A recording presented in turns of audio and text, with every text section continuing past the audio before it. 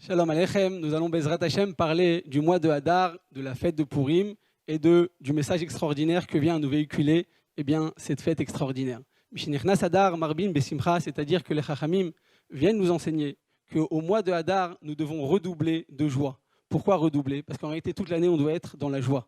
Vivre avec Akadosh Baruch Hu, vivre en proximité, avoir tout simplement cette sensation de sérénité intérieure, de savoir que je vis avec Akadosh Baruch Hu au quotidien, ça, Rabotai, ça nous procure une joie tellement grande que toute l'année, elle va nous accompagner. Mais en Hadar, c'est particulier. Au mois de Hadar, tout simplement, le mois de Hadar vient véhiculer un message extraordinaire à tel point que le Harizal nous dit que toute l'année, nos fêtes seront toutes annulées quand le Mashiach viendra Bekarov, parce qu'en réalité, toutes les fêtes ne font que commémorer la sortie d'Égypte, et quand viendra le Mashiach, le miracle sera tellement plus grand qu'on oubliera la sortie d'Égypte. Alors, il faudra encore se rappeler, tout simplement intérioriser un message, c'est celui de Purim. Comme nous dit le Harizal, toutes les fêtes seront annulées sauf Purim. Pourquoi? Parce qu'en Purim, Rabotai, Am Israël a vécu avec un message, il a intériorisé, il a vécu avec une proximité avec Akadosh Baruch Hu tellement grande que toute l'année, on doit s'en rappeler. C'est ça ce qui nous amènera à la venue du Mashiach, c'est-à-dire que le message de Hadar, le message de Purim, nous accompagnera tout au long de l'année et va nous permettre d'avancer. Alors, Rabotai, quel est le message? Nous dit Razal que quand Akadosh Baruch Hu, il a envoyé, il a vu que Nehenu Miseudato Seoto Racha, comme elle dit la Gemara dans Megillah, ils ont profité de ce fameux festin qui a été organisé par Achashverosh. Et Achashverosh, c'était un homme très intelligent. Il avait fait tous les Herchérim, tout était Kacher, Méadrine, et Bet Yosef, et tous les Chalak comme il se devait. Et voilà qu'à ce moment-là, Am Israël en a profité. Mordechai, c'était le seul qui a dit Rabotai, il faut refuser. Et ils ont tous, n'ont pas écouté le conseil du sage que représentait Mordechai. Et à ce moment-là, tout simplement, ce qui s'est passé, c'est qu'ils sont partis. Ils se sont ishtachavu, ils se sont agenouillés devant l'idole. Akadosh Baruch Hu Gazar Lehem Klaya, il a décidé de les tuer. Tuer le Ham Israël. Pourquoi? Parce que tout simplement, Nehenu Miseudato Shel Toracha. Alors on ne comprend pas. Parce que j'ai mangé une fois, j'ai mangé dans un festin qui n'était peut-être pas très cachère, bien que effectivement c'était cachère selon la halakha, mais l'ambiance, mais tout simplement l'atmosphère était négative. C'est pour ça qu'on doit mourir. Ça ne répond pas aux critères de Mida Keneged Mida. Akadosh Baruch Hu, lorsqu'il vient tout simplement nous punir, il vient nous punir Mida Keneged Mida. C'est-à-dire que je vais punir dans tel domaine, je vais mal agir dans tel domaine et je serai puni effectivement dans ce même domaine. C'est-à-dire que c'est toujours en fonction de ma mauvaise action que je vais être puni. Et là, ils ont mangé dans un festin et ils vont être maintenant mis à mort. La punition n'est pas proportionnelle. Il y a un problème maintenant de proportion. Pourquoi Kadosh Baruch Hu va nous tuer alors que j'ai juste été né, Miseudato chez le j'ai juste mangé? Alors en réalité, Rabotai, écoutez bien ce message qu'on a besoin de se rappeler toute l'année. En réalité, Kadosh Baruch Hu va nous dire, écoute, vous avez mal agi parce que vous avez oublié c'était quoi le Ikar. Quand on vient sur Terre, on a une mission, on a une Neshama Kedosha qui nous demande de s'approcher d'Akadosh Baruch Hu, de s'investir à Hachem. Et simplement, lorsque tu viens, que tu oublies le Ikar, à ce moment-là, Akadosh Baruch Hu dit, écoute mon fils, tu as raté ta mission sur terre, je dois te tuer. C'est-à-dire que ce n'est pas une punition, c'est une situation de fait, c'est une réalité. Tu as oublié la mission pour laquelle tu es venu sur terre, donc à ce moment-là, tu devras mourir. Et Am Israël a fait Teshuvah. Simplement, le message, il vient nous dire comme ça. Qu'en réalité, Akadosh Baruch Hu, ils étaient maintenant Am Israël dans une profonde atmosphère d'obscurité. Ils vivaient ils n'avaient plus du tout de Emouna, ils avaient oublié Akadosh Baruch Hu à tel point que Esther Amalka, elle a dit Akadosh Baruch Hu, où es-tu? Je ne revois plus Hachem. Il y avait des tzlamim, il y avait des idoles de partout. Esther Amalka n'a plus reconnu Akadosh Baruch Hu, on ne voyait plus Hachem, il était caché, tout était dans l'obscurité. Alors à ce moment-là, on te dit, ce que David Ameler nous enseigne, Rabotai, David Ameler, ce qu'il vient nous enseigner la Emouna, comment David Ameler, toute sa vie, il a vécu dans la Emouna. Il a dit Gam ki eshev bachosher, Hachem orli. Même quand je suis installé dans la plus grande obscurité, avec toutes les épreuves qu'une personne peut avoir sur terre, je sais qu'Akadosh Baruch Hu, il a. C'est-à-dire qu'à ce moment-là, on est conscient qu'Hachem me suit partout. Hachem est toujours avec moi à chaque instant de ma vie, que ce soit dans mes réussites ou que ce soit dans mes défaites. Que ce soit dans les bons moments de ma vie ou que ce soit dans les moments les plus difficiles, je sais qu'Akadosh Baruch Hu, il a. David Ameler, Rabotai, toute sa vie, elle a été jonchée d'épreuves, de difficultés. Son fils voulait tuer Avshalom, son beau-père Shaoul Ameler voulait le tuer, Goliath a voulu le tuer, son frère aussi. Toute sa vie, Rabotai, ça a été jonché d'épreuves, de difficultés. Et quand on lit les Téhilim, on a l'impression que David Améler, il est serein et tout va bien, il est heureux. On voit dans la rue en train de danser, de chanter, on a l'impression que tout est très beau pour lui. Pourtant, à Rabotai, juste on rentre dans sa vie, on essaye de comprendre les événements de sa vie. Quelle difficulté, quelle épreuve, combien il a souffert dans sa vie. Et on ne le ressent pas à aucun moment. Pourquoi?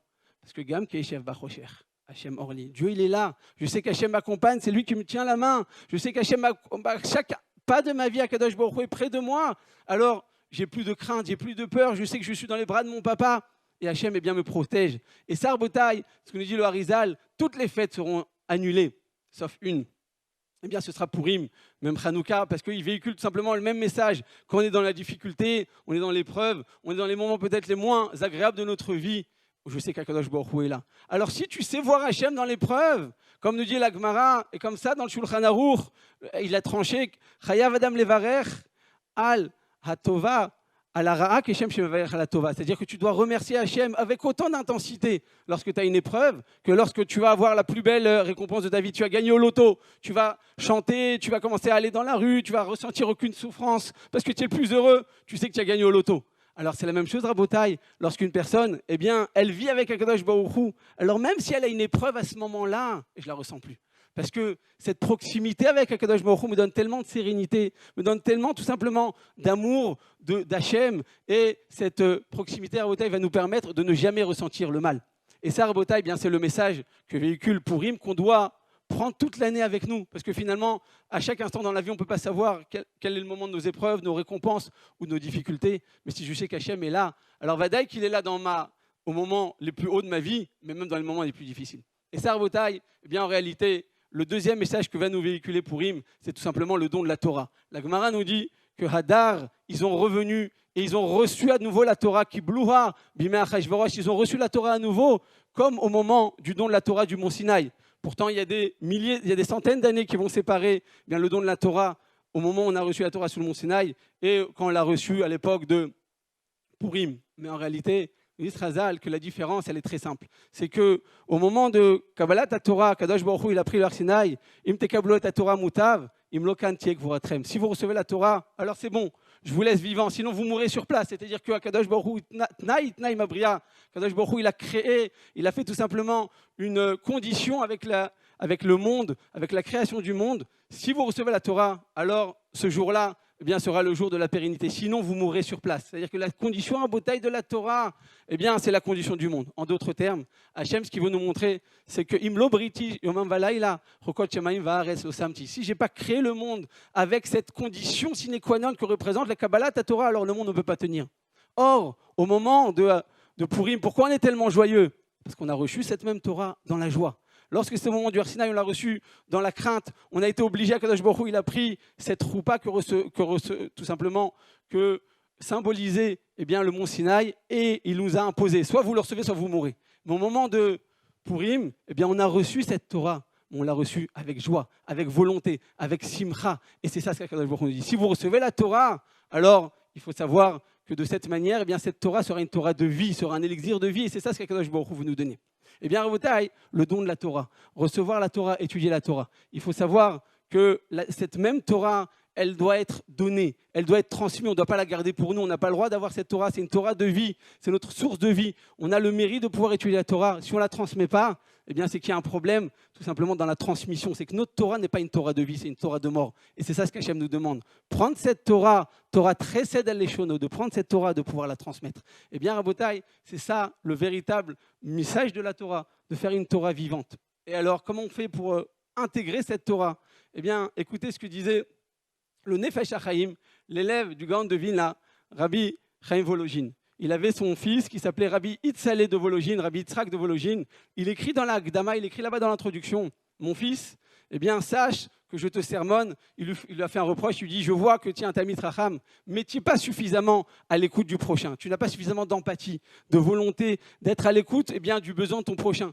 Il a sermonné, il lui a demandé de travailler sur ce sujet, de travailler sur cette tare qu'il avait en lui dans sa Vodat Hashem, de savoir qu'en réalité, eh bien, l'homme, a dit Rabbi Chaim Volojin, Adam lo le'atzmo nivra, et là la Zula tout nivra. L'homme, il n'a pas été créé pour lui-même, pour sa condition personnelle, il a été créé pour l'autre. C'est-à-dire que l'homme sur Terre, c'est quoi? C'est le pouvoir de donner. Si tu as la capacité de donner, tu as la capacité de transmettre, tu as la capacité de ne pas garder le plaisir et le trésor qui est en toi, cette fameuse Torah, et tu peux la transmettre, eh bien à ce moment-là, tu fais de ta Torah, cette Torah Traim. C'est ça ce qu'Akadosh Baruch Hu nous demande. Une Torah Traim, Rabotai, c'est une Torah de vie. Et c'est une Torah qu'on doit être fier, parce que c'est ça ce qui nous donne véritablement la Torah. Il y a beaucoup de rabbanim qui font du kiruv rechokim, qui s'approchent des gens, qui leur demandent de faire teshuva. Mais Rabotai, ce qu'on essaye de faire en France, en Israël et dans toutes cette pays-loute de Afatzat Torah, eh bien, c'est de comprendre que le véritable Karut la Kadosh Baruch Hu, c'est grâce au limud Torah Kdosha. C'est pas juste des grands discours, c'est surtout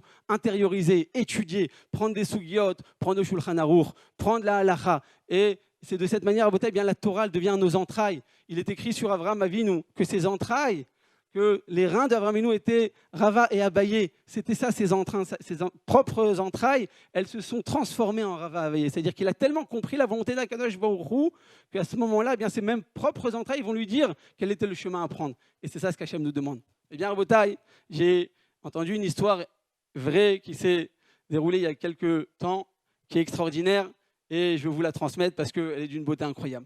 On raconte que au Venezuela, j'ai rencontré le Rav de Venezuela il y a quelques semaines. Et là-bas, à Rabotai, la situation, elle est assez difficile parce que tout simplement, ce n'est pas une véritable démocratie. Les Juifs, une fois ça va, une fois il y a la dévaluation du dollar, et des fois ils veulent partir et venir en Israël. Ce n'est pas facile pour les Juifs au Venezuela. Et voilà qu'un Bachour Yeshiva, il est venu voir ses parents qui habitaient là-bas. Il est venu avec son chapeau, il est venu avec sa veste, avec sa cravate, et il marchait comme ça dans la rue. Au Venezuela, il n'y en a pas un seul comme ça. Et les gens le regardaient bizarrement, c'est bizarre cet accoutrement, ton chapeau, ta veste. Ça ne rentre pas tellement dans le cadre bien, de l'Amérique du Sud.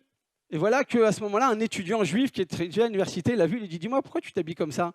Qu'est-ce que ça veut dire ce chapeau? Qu'est-ce que ça veut dire cette veste? Ces titres qui sortent? Cette chemise blanche? Explique-moi » Alors il a commencé à lui expliquer que c'est un Bachour Yeshiva. Il dit « Qu'est-ce que c'est une Yeshiva ?» Il dit « Voilà, on étudie la Torah, on s'investit jours et nuits. » Quoi? L'Ishma, au nom d'Akadosh Baruch Hu, sans aucun intérêt, vous allez après devenir des docteurs, vous allez gagner beaucoup d'argent? Non. Toute notre vie, on va étudier la Torah, on est heureux, on s'investit dans la Torah, on est les hommes les plus heureux. Et cet étudiant, c'est un homme intelligent, il commençait à poser des questions pendant 1h30. Il ne comprenait pas ce concept de s'investir gratuitement toute ta vie pour la Torah et vivre ce terme du Gan Eden sur terre. Alors, ça lui est rentré dans le cœur. Il dit un jour, je viendrai te rencontrer, je viendrai te revisiter dans ta yeshiva. Comment elle s'appelle ta yeshiva? Elle est aux États-Unis, elle est écoute. Et effectivement, Rabotai, au bout de plusieurs mois, cet étudiant a tenu sa parole. Il a pris son passeport Venezuela, il est parti à la frontière d'Amérique et là-bas, il a voulu aller maintenant à l'écoute. Et vous savez, aux États-Unis, quand on dépasse, le visa est expiré, c'est comme si on avait tué quelqu'un. C'est-à-dire qu'aux États-Unis, il y a 2 avérotes à ne pas faire.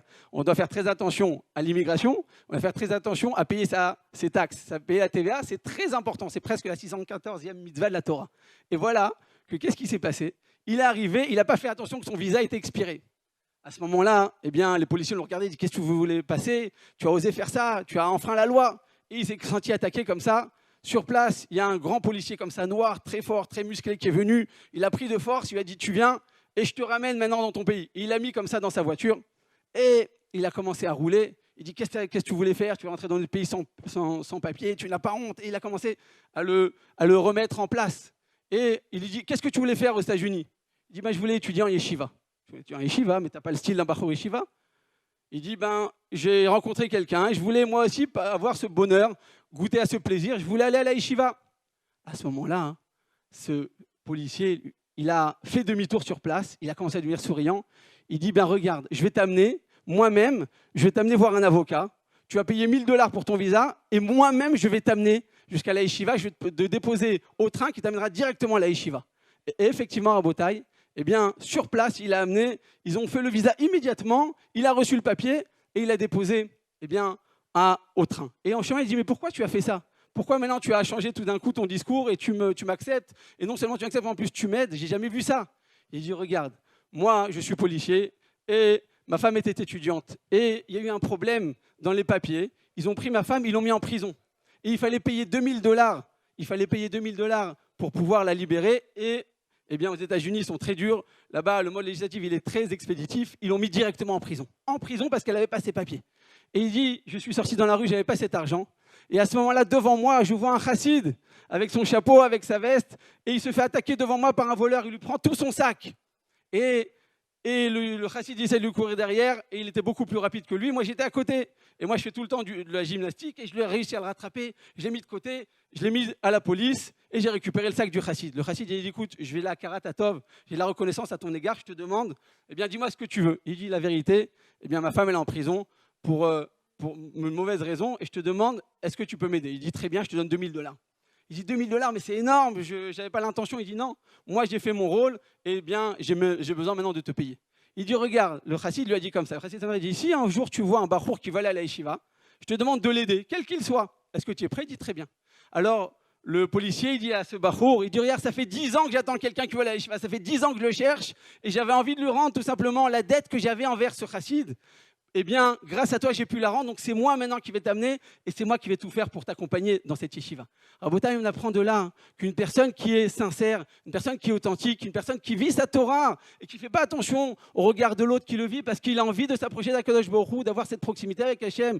Gam ki Eshev, Bachosher Hachem Orli, dans toutes les situations, je vis en proximité avec Hachem. Je suis fier de porter sur moi la divinité, de porter la Torah. Eh bien, il va goûter cette félicité éternelle. Et c'est ça, bien, le message de Hadar, Mishinechnas Hadar Ben Simcha, parce que c'est la véritable Torah, que Dieu nous permette, Bezrat Hashem, de toujours prendre cette Torah, pouvoir l'intérioriser, de pouvoir la transmettre, parce que c'est ça le but de l'homme sur terre.